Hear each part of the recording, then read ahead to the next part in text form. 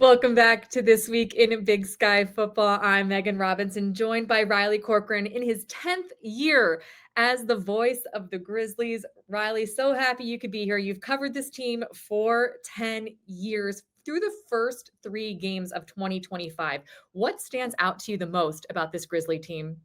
Oh, Megan, first off, it's great to be with you as always. And for this Grizzly team, there were so many question marks going into the season. And I think when you get 11 new starters on defense and you still have an underclassman at quarterback, I think in a good way, it's been kind of a blank canvas for Montana. And what's impressed me is how quickly they've come together. I think a lot of people from their first 3 games, the one that they focus on is that North Dakota win that Montana had. And to me, that's kind of a microcosm of their first 3 games to where, yes, it was rocky for maybe the first half of that game, but they stuck with it. They stuck with each other. They found a way in the third quarter, fourth quarter to kind of turn the tide. And we're seeing pieces of that week by week. And I know that Coach Houck has echoed these same sentiments, but this team is going to get better week by week. And we'll see if they're ready for a big test this weekend against Idaho. Riley, you mentioned the 11 new starters on the defense. Offensively, of course, Michael Wortham has stood out. Eli Gilman, Keali Iayat has been on the rise in recent weeks. But defensively, who are your players to watch? Oh, there's a couple, Meg, and I think that Solomon Tuliaupupu, just a phenomenal story. He's in his 8th year of college football, plays linebacker for Montana, and we saw him make his first impact play against Indiana State. He had the strip sack fumble that led to the Grizzlies' first defensive touchdown in a 20-game span, and he's just an impact player. He was the top linebacker in all of high school back in 2017, but he's been hampered by injuries. Just a phenomenal story, as well as Hunter Peck. That's someone on the defensive line that I'm looking at for Montana. He was the Frontier Conference defensive MVP last year for Carroll College. He's been overlooked his entire career, and he's been an impact player on the defensive line. Riley, you're also here to pick games. You could keep talking Griz. I'll save your Griz Vandals pick for last, as it is our game of the week.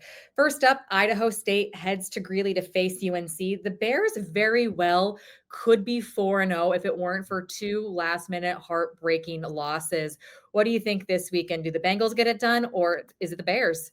I'm with you. Northern Colorado's been a great story so far, already going over their win total from the last 2 years combined.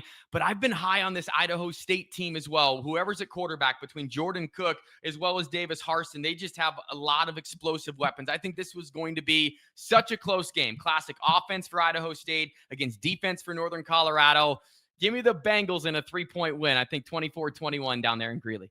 All right, a close one. Before we got on the air, we talked about UC Davis and Weber State. Weber State coming off back-to-back wins, but you said, I think this one's going to be a shootout. Who do you think prevails in that matchup? I hope the scoreboard operator's ready to go down there in Davis. A late night shootout. It'll be fun to watch between what we've seen from Davis so far. Weber State certainly on the rise.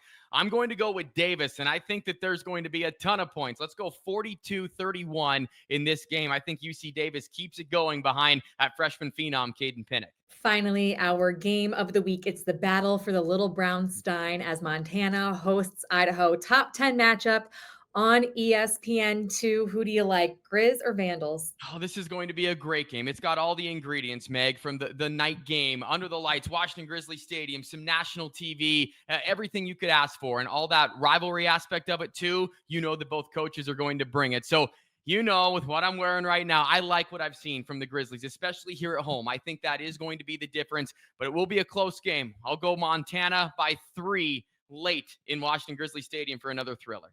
We'll see. I don't know if Griz fans want another thriller, Riley, but we will see how that all plays out on Saturday. Thank you so much for being here. If Riley's prediction is true, the battle for the Little Brown Stein is going to become an instant classic. Thanks so much for joining me for another episode of This Week in Big Sky Football. I'm Megan Robinson. I'll see you all next week.